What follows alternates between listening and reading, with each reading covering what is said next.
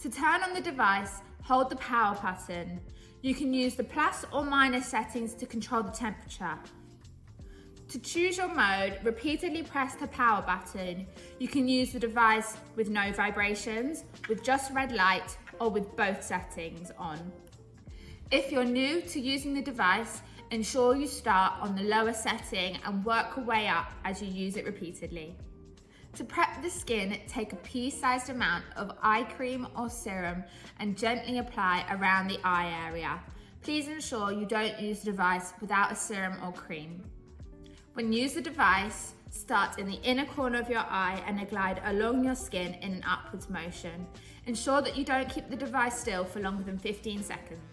When using the device on your upper lid, ensure the red light is turned off and you're only using the vibration and heat mode. Use the device on the desired area for up to 5 minutes for best results.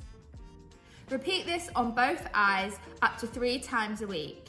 Thank you for watching. If you have any questions, please email teamtom@styleideas.com.